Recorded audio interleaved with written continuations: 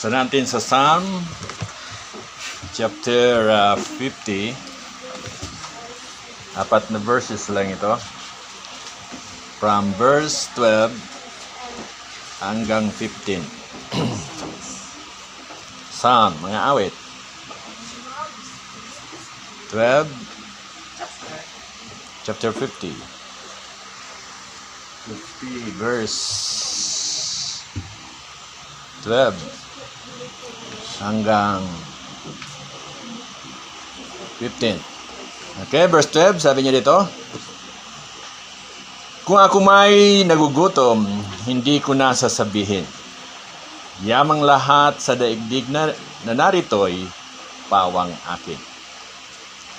Ang karni ng mga turo, yun ba'y aking pagkain? At yung bang inumin ko ay dugo ng mga kambing? Ang handog ninyo sa Diyos ay inyong pasalamat. Ang pangakong handog ninyo ay tuparin ninyong lahat. Kung kayo ay may bagabag, ako ang lagi ang tatawagin. Kay aking ililigtas, ako'y inyong pupurihin. Palayan nawa ng Diyos ang kanyang salita. Manalangin po tayo. Dakilang Ama, kami po yung nalangin nagpasalamat po sa tanghaling ito. Thank you so much, Lord, na we have this privilege once again as a brother and sisters to gather in this place para kami, Panginoon, mag-celebrate ng pasasalamat din sa iyo. Salamat, Panginoon, sa bawat kapatid na nandito.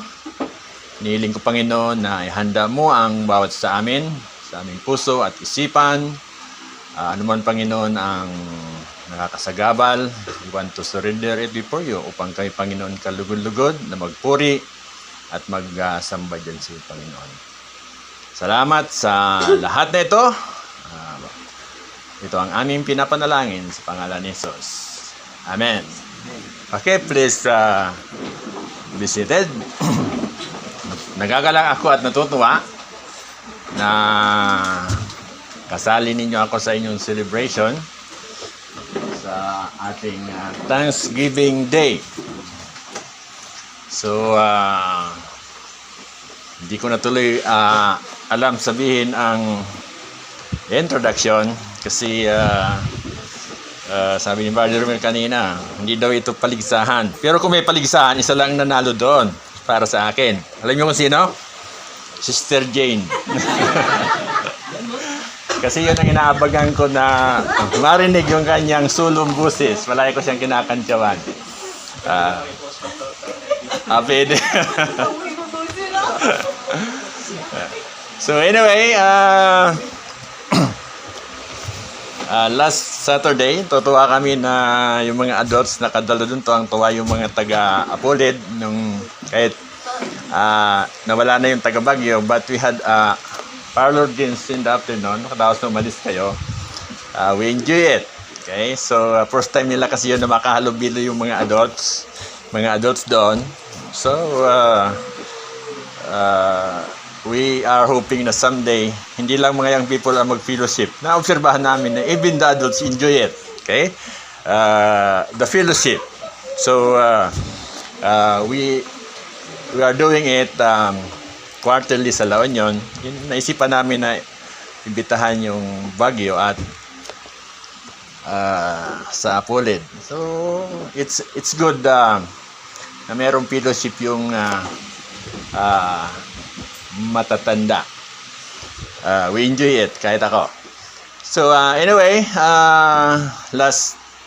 this week, tinatanong ako ni Brother James kung ilan ang kasama namin galing ng Apolid. Sabi ko, isa yata yung people. Kasi hindi ko sure kung may sakyan kami. So, God provided us sakyan na isa, kaya isa lang ang nasabihan namin. Si Brother Jesus pangalan niya. Siya ang young Timothy namin sa Apolid. So, halos every Sunday pag may sakyan, sinasama namin siya sa La Union. Puro pa na siya, nakatira siya sa kanyang ate. Kaya hindi mahirap ipaalam. So, all the way siya. Pag saan kami pumunta, hindi siya pinabawalan ng kanyang ate. Sabi nga namin, habang nagabiyahe kami, ni-encourage namin yan na magpatuloy ka sa pag-aaral. At maybe someday, you'll be a pastor, you'll become a missionary. Magkaroon man ng pastor sa Apoled, ay magkaroon man ng church sa Apoled, sa mga pinag-pray namin.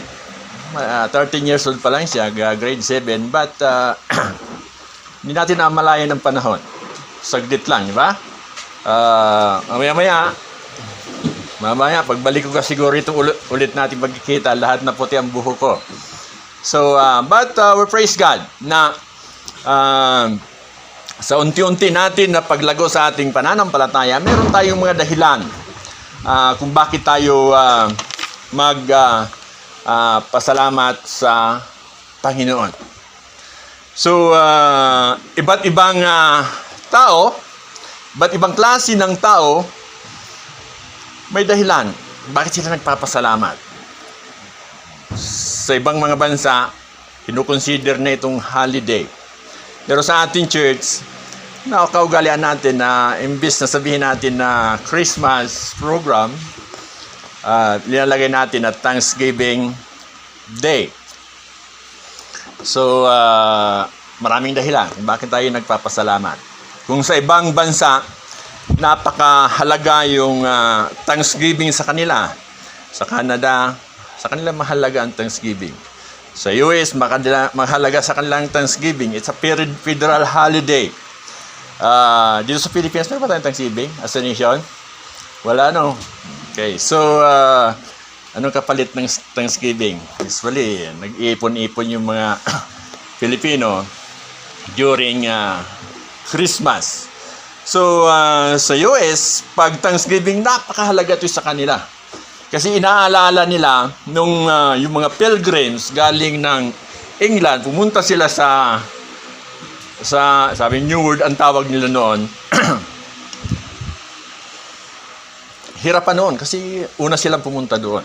According sa history, yung mga American Indians at saka yung first harvest ng mga pilgrims, sinelebrate nila ito doon. Actually, sa nabasa ko, mas marami yung American Indians na nakipag-celebrate doon sa mga pilgrims na nagkaroon sila ng first harvest. Ang hirap ng buhay noon ng mga pilgrims. Actually, may mga namatay pa sa kanila bago yung panahon na yon. Nagutom sila because of walang harvest. Kaya nung nagkaroon ng harvest, nagpasalamat sila. Kaya very significant ito sa kanila, sa kanilang history. Although sa atin as a nation, wala tayong Thanksgiving, ewan ko sa family natin. Usually,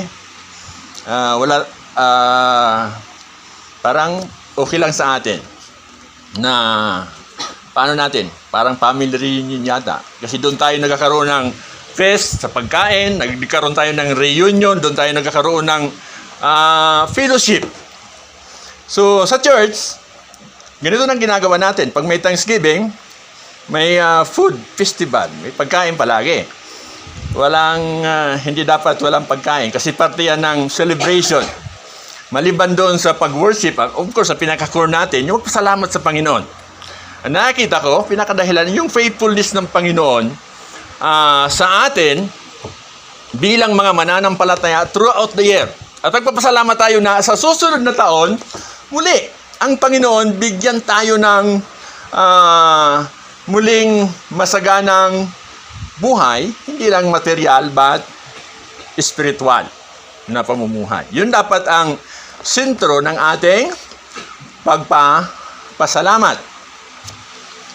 Tutuyo yung lalamunan ko. Pwede ba akong mag-request ng tubig? So,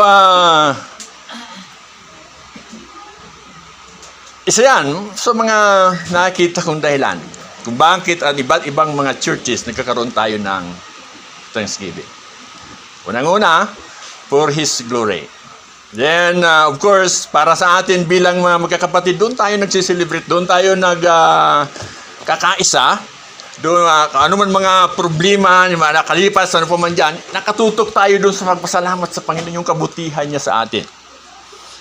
Alam ko na maraming pagsubok, pero mas marami yung biyaya na dapat natin pasalamatan. So, I believe, isa yun sa mga dahilan. Kahit yung mga mananampalataya sa Old Testament, sa New Testament, walang iba silang pakay sa kanilang pagpasalamat sa yung pagbigay papuri sa Panginoon. Sa text natin, sabi dito, ang ihandog ninyo sa Diyos ay ang inyong pasalamat. At pangakong handog ninyo ay tuparin ninyong lahat. Kung kayo ay may bagabag, ako lagi ang tatawagin. At kayo aking ililigtas, ako'y inyong pupurihin. Yun ang pinaka main verse natin na sa mga Israelites. Thank you.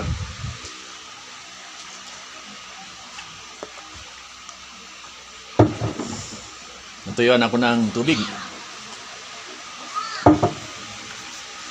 Akala ko kasi nanggabihan ako alauna ng umaga.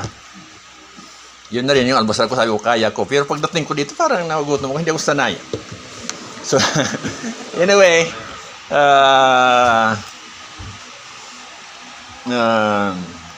kaya siguro natutuyaan. Yan ako nag-request ng tubig habang sasalita.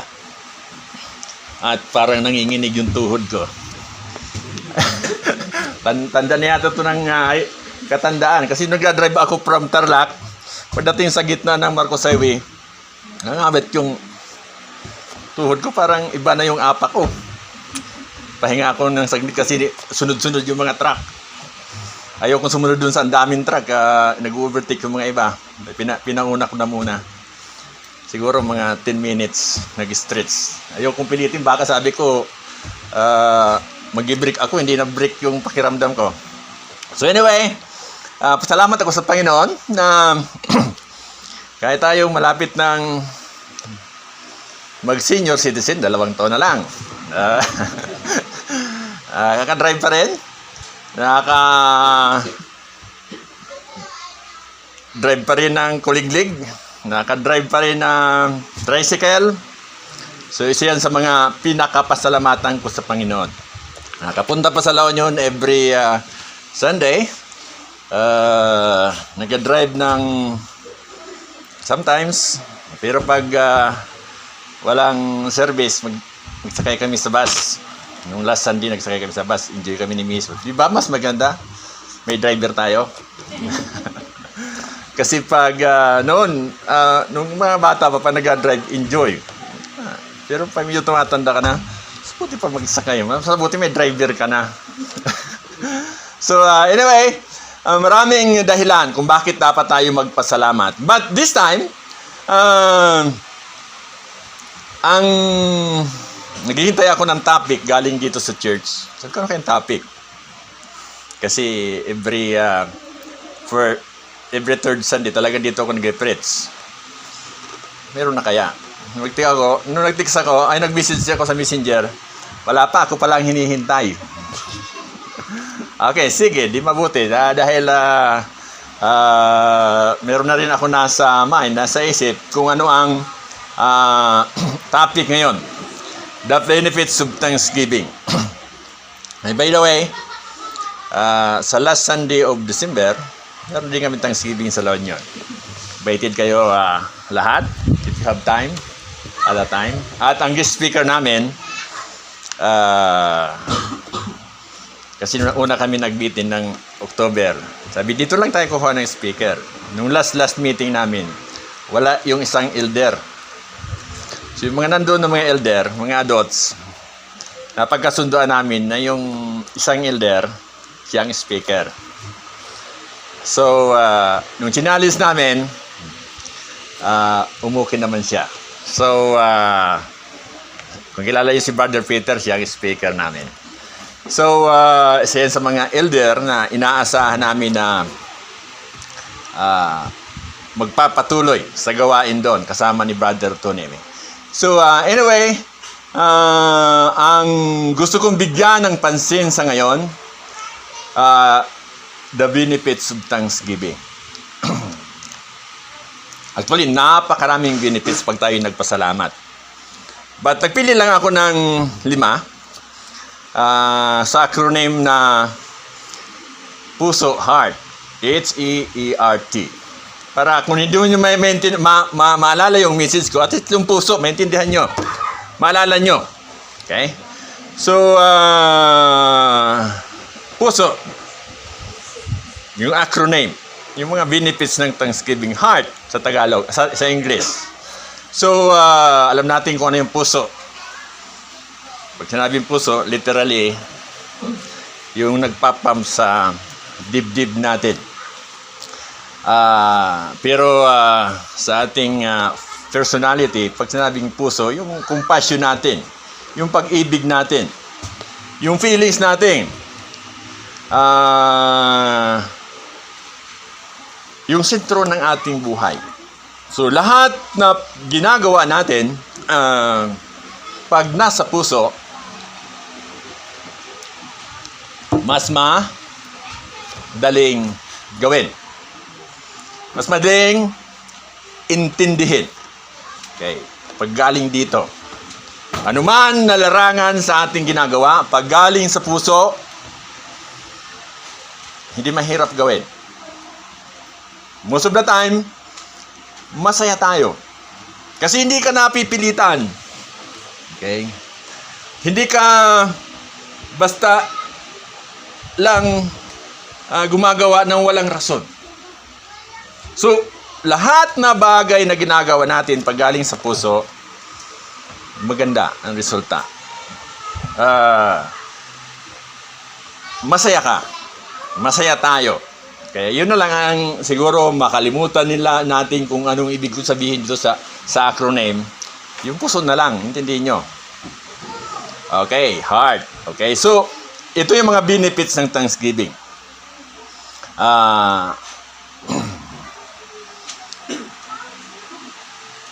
Thanksgiving, letter H, helps us to bring our will, submission to God. Helps bring our will to submission to God.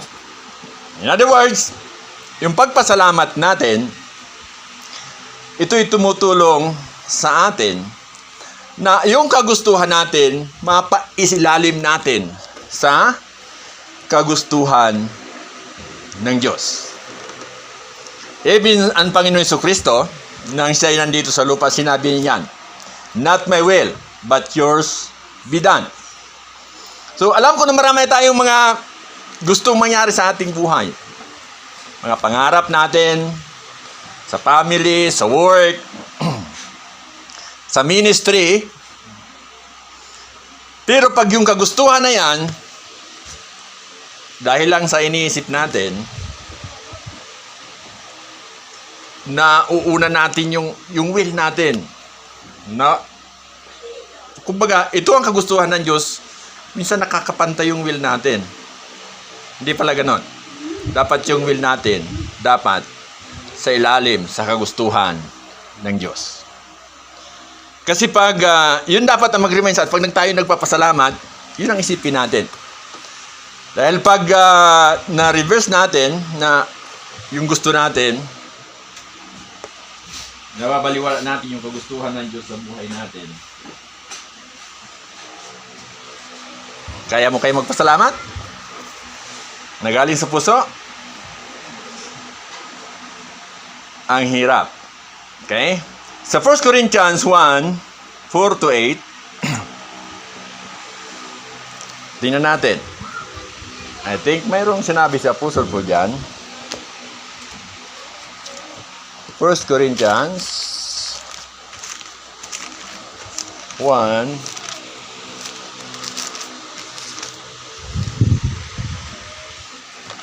sabi ito ni Apostol Paul, lagi akong nagpapasalamat sa Diyos dahil sa mga pagpapala niya sa inyo sa magitan ni Kristo Jesus. Sapagkat sa inyong pagkipag-isa sa Kanya, kayo umunlad sa lahat ng paraan. maging sa pananalita o kaalaman. So ito ang sinabi ni Apostol Pablo, na lagi siya nagpapasalamat sa Diyos dahil sa pagpapala sa magitan ni Kristo Jesus. Okay. So yung pagkipag-isa natin sa Kanya, sabi niya, umuunlad sa lahat ng paraan, maging sa pananalita o kaalaman. So, unang-una, pasalamatan na natin kung sino tayo in relation sa Panginoon Diyos. Dahil pag yun ang nauna, yung mga kagustuhan natin, although sometimes nangingibabaw, marirealize natin, nandun pala tayo sa baba. Ang sabi na Apostol Paul, kayo'y umuunlad sa lahat ng paraan, maging sa pananalita o kaalaman. So ito yung pinapasalamatan ni Apostol Pablo. So, sa ating pagsasalita, sa ating mga kaalaman, ito yung sinabi ni Apostol Pablo, na dapat natin pasalamatan yung pakikipag-isa natin kay Kristo. So, may mga time na bilang mga mananampalataya, nakakaligtaan natin yon, na yung dunong, yung kaalaman, yung pala, lahat galing sa Panginoon. Maybe because of ano pa man ng mga yung mga material things, yung mga trabaho natin, yun palagi ang kuya natin. So, all through the day, diyan palagi nakafocus yung ating mga gawain. Minsan, praise God, kung sa pagising nyo, pinapasalamatan nyo ang Panginoon. Praise God na pagdating nyo, pinapasalamatan nyo ang Panginoon.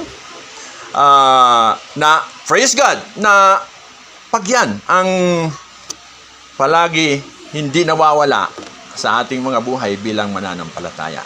Pero dahil sa sobrang busy natin, nakalimutan natin na ang Panginoon pala, siya ang merong akda. Nakalimutan natin na magpasalamat. So, helps bring our will to submission to God. So, yung pasasalamat, isa yan sa mga benefits na makikita natin. Then sa letter A, thanksgiving energize us when we are wearied by circumstances.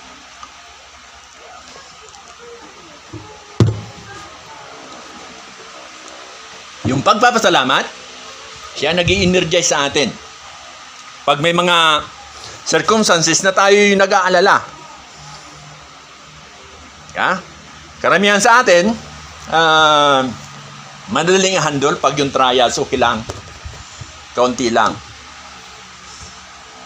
Pag may sakit ubo, okay lang.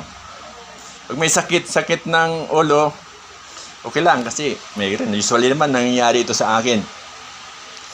Pero pag yung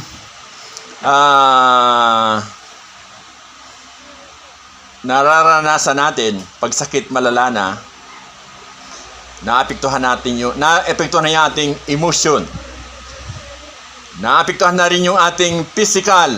Karoon tayo ng physical strain. So, ang malala pag meron ng sakit. Okay. Kasi pag meron kang sakit, problema, financially. So, kaya mo pang magpasalamat sa Panginoon?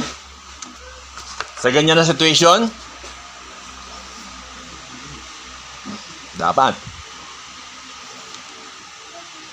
Kahit nandiyan na sa situation na yun, dapat marunong kong magpasalamat.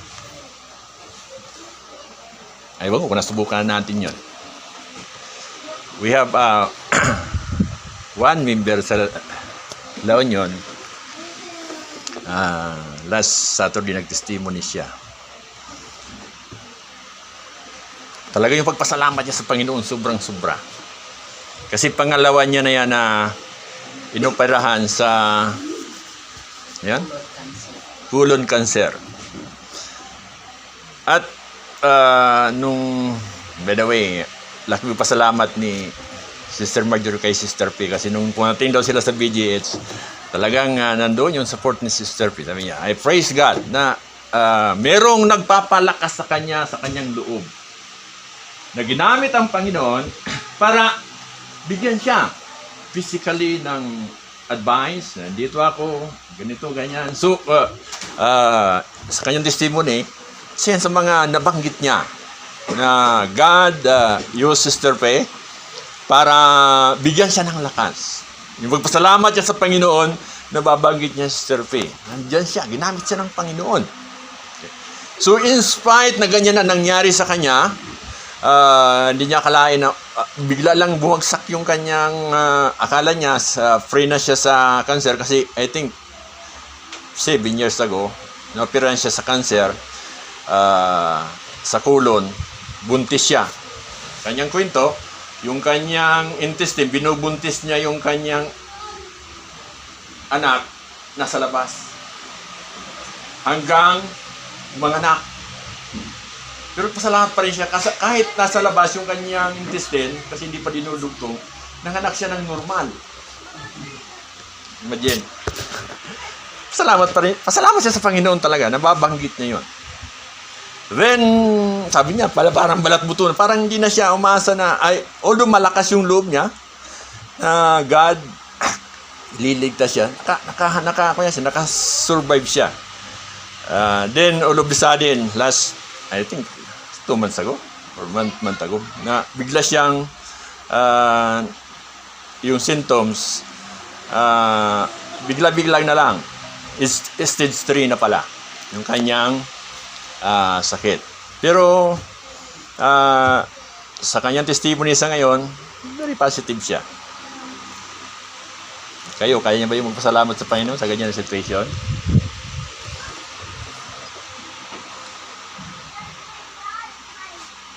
Kung dumating sa punto na ganyan, yung pagpasalamat sa Diyos, sensa magbibigay sa atin ng energy na magpatuloy. Magpatuloy sa buhay. Kasi yung mga iba, ganito ang mga situation nila, pero kaya nila magpasalamat sa Panginoon. Kumbaga, yung pagpasalamat sa Panginoon, sensa magbibigay ng energy sa atin kasi you are acknowledging God na siya ang Diyos na may akda ng lahat. Siya ang Diyos na mayroong kapangyarihan sa lahat. So, napakahalaga na hindi mawala sa atin bilang mananampalataya yung pasalamat kasi in times of trouble, ang Panginoon ang bibigay sa atin ng karunungan, talino, at siya ang magbibigay sa atin ng energy para gawin natin kung ano dapat gawin during the time na kung saan tayo maybe may mga trials sa buhay. Hindi ko alam kung sino dito nakaranas ng matinding trials. Kami nakakatindi kami kami ng trials sa aming family. Sometimes ang lulupay-pay din kami ganyan. Hirap pag may mga trials sa family, di mo inaasahan mangyari, pero nangyari. Gagawin mo. Lulok-lok ka na lang sa tabi? Iyak ka na lang sa tabi? Hindi. Salamat ka pa rin sa Diyos. Kung nangyari man yon, at least, ganun ang nangyari. Meron pang solusyon na bibigay ang Panginoon. Ang kailangan laman, harapin natin. Salamatan natin ang Panginoon para bigyan niya tayo ng karunungan, energy, para ma-realize natin. Maybe kung ano ang mali natin, or dapat ituwid natin. So, ang keynote doon is Thanksgiving.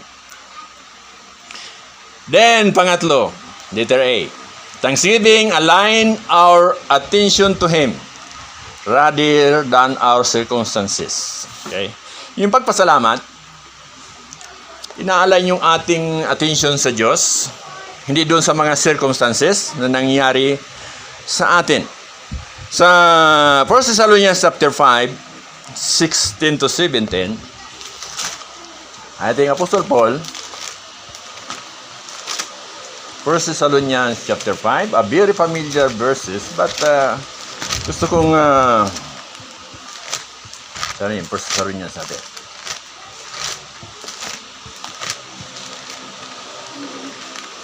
Five, 16 and 17, sabi niya, magalak kayong lagi.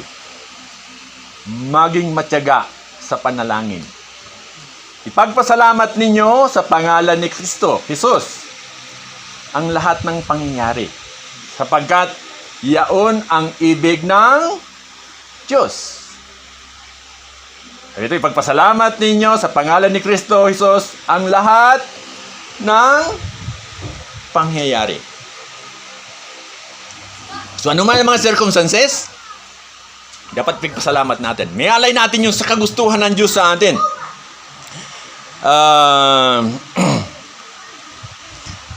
Dahil isa yan sa mga pinakasusi. Okay? Magalak kayo lagi sa pangalan ni Kristo.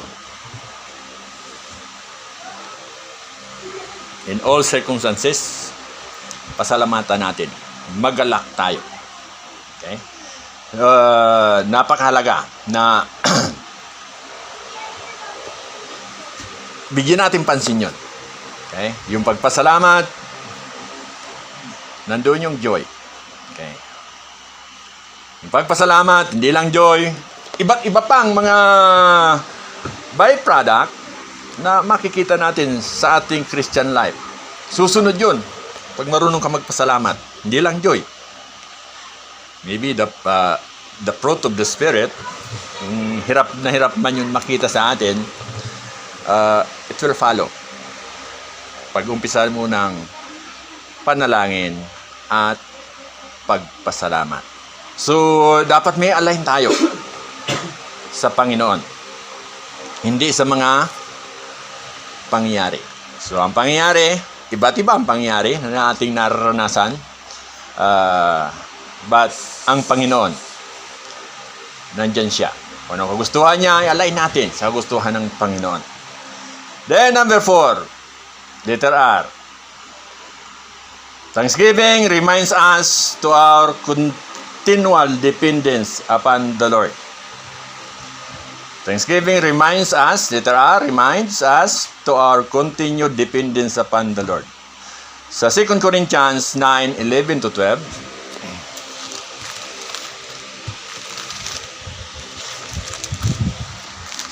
Second Corinthians 9:11-12. Sabi po dito, sa natin din, ang Diyos na nagbibigay ng binhing ihasik at tinapay na makakain, ay siya ring magbibigay sa inyo ng binhi at magpapalago nito upang mamunga ng sagana ang inyong kabutihang loob.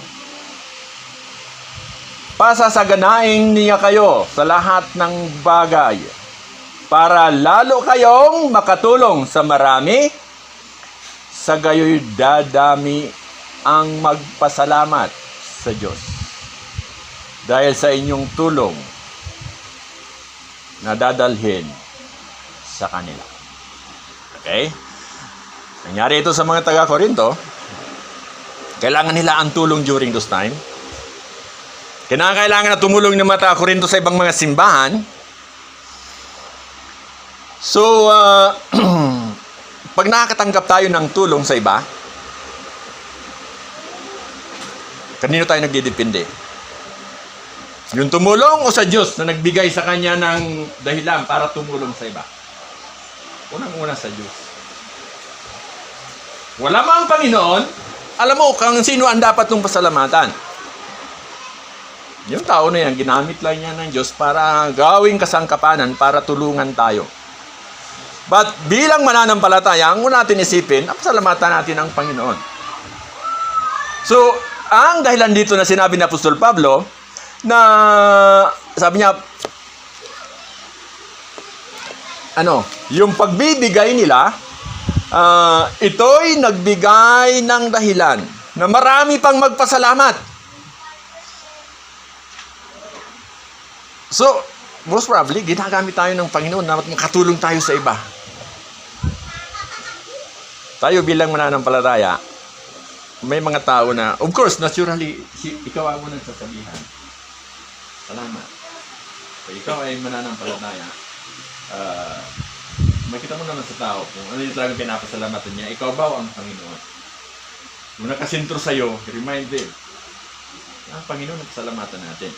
But of course, pag mature sila, pag nagpasalamat tayo sa isang tao, we know na kasama ang Panginoon doon.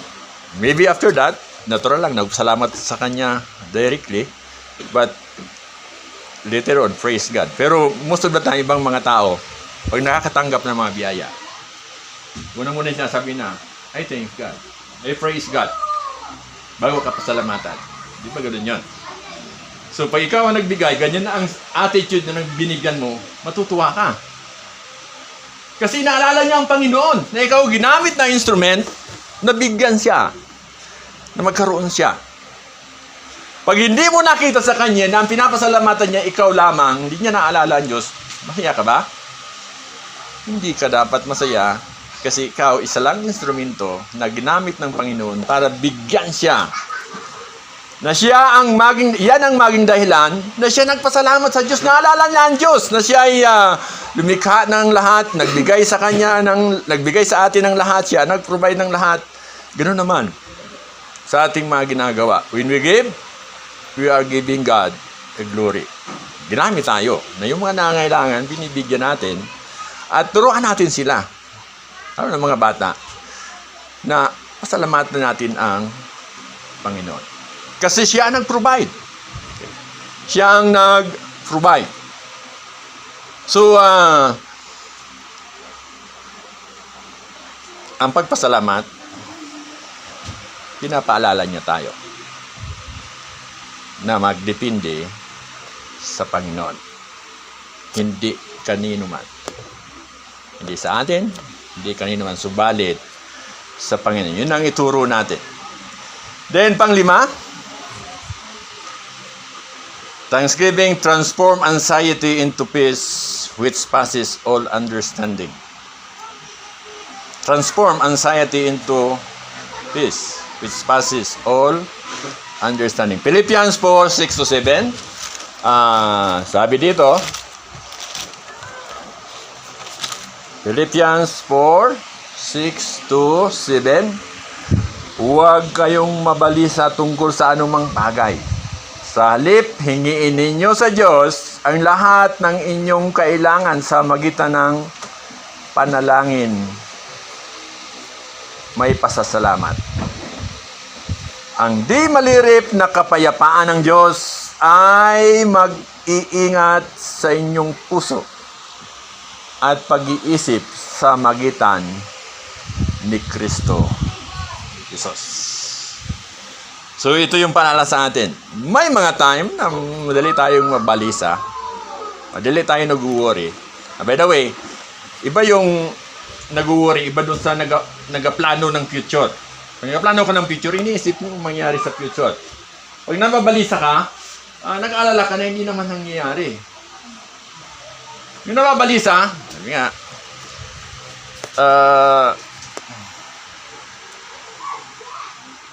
yung mahilig sa, kumbaga sa gift yung prophetic, sinasabi itong mangyari, hindi naman mangyari. Kaya lang, magi kang false prophet niyan. Kasi iniisip mo ito mangyari, hindi naman mangyari, pero nag-aalala ka na.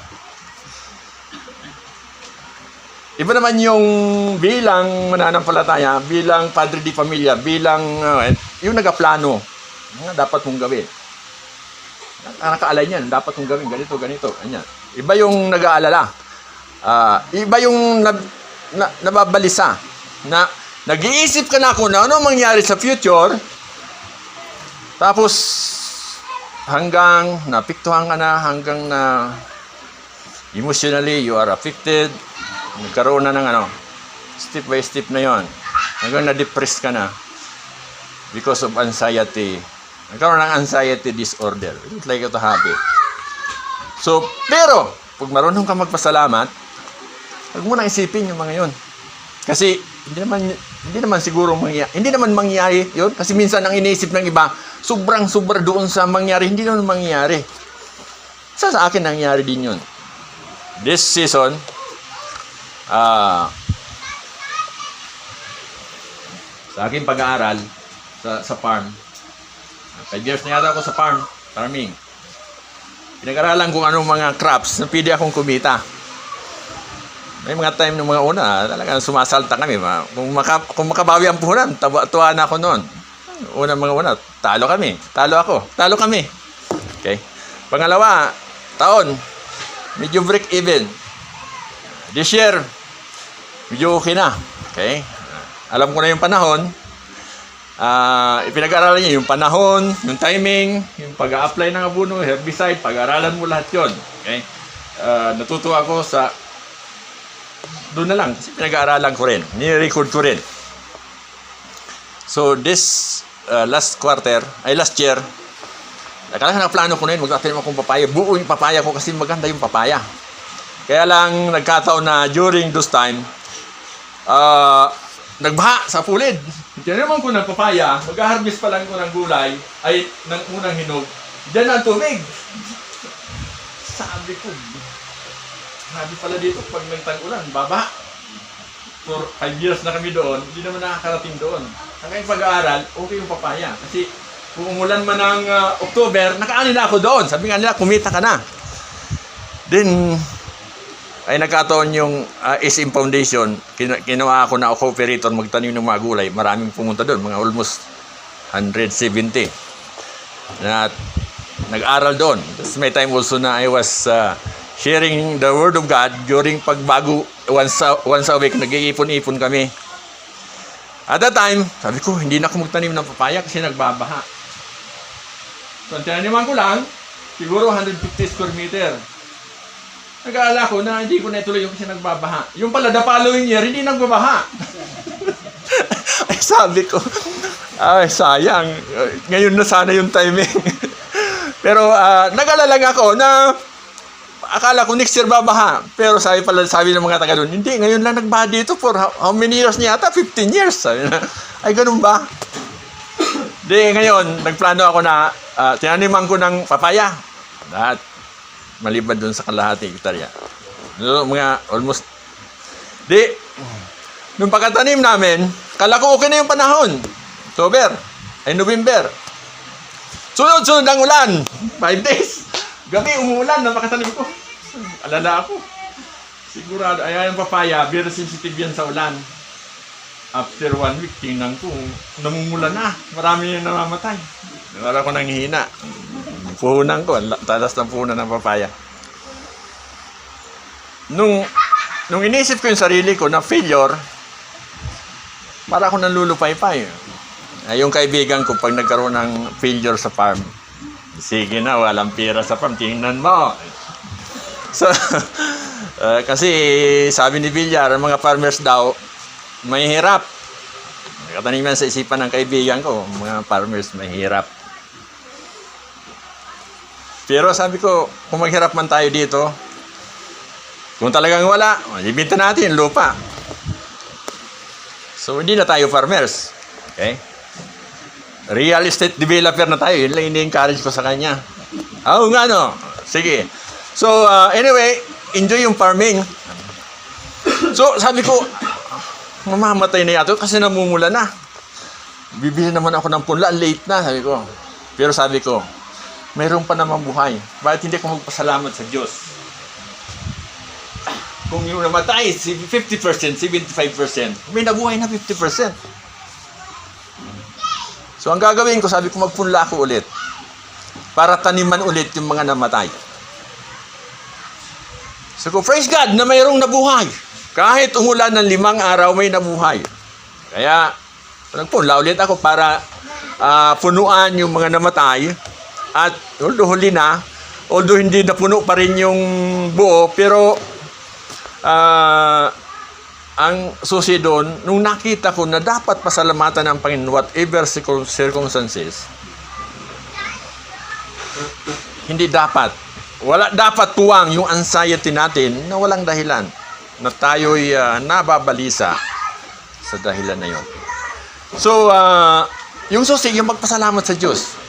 Na mayroong natira, may nabuhay, na dapat ang Panginoon is in control for everything. Okay. So, darating sa punto sa ating mga buhay na most probably yun, simple lang yun. At least doon lang yun. Pero, how about kung napakahalaga sa ating buhay na nakita natin, kinuha ng Panginoon. Okay? Dumating sa punto na lahat kinuha ng Panginoon. Kaya pa ba natin magpasalamat? Kayanin mo magpasalamat. Okay, kayanin mo magpasalamat. Kasi kung ano man yung anxiety na yon, ang Panginoon gagawa ng way. Okay, praise God, Pastor John. Have a nice trip. Okay, gagawa ang Panginoon ng way para tayo mabuo ulit. Acknowledge natin ang Panginoon. Yung Panginoon is in control of everything. Tayo, temporary lang tayo dito. Okay? Yung mga bagay na yon, pinahiram o pinamanage sa atin o ano paman, walang dahilan. Okay? So, yung pagpasalamat, dapat anuman anxiety natin, mapalitan yon ng joy o ano paman. Dapat makita sa atin bilang mananampalataya. So, ang panalangin ko, yung benefits na yon bilang pinili ng Diyos, bilang mananampalataya, ito'y mapa sa atin. Kaya ayong pagpasalamat, hindi basta-basta na salita yun. Okay? Unang-una, nakasentro dyan, dapat ang Panginoon Diyos sa ating pag-worship sa Kanya. Ang lahat para sa Kanya. Huwag tayong mag-gather lang dito dahil mamaya may kainan, dahil inibitahan tayo. Dapat yung pag-gather natin during Thanksgiving Day is for His glory. Yun dapat. Para yung mga benefits ng Thanksgiving, ito ay makarating sa puso natin. At yung puso natin, aapaw yung pagpasalamat sa Panginoon. Manalangin tayo. Dakilang Ama, kami po inalangin, nagpasalamat po sa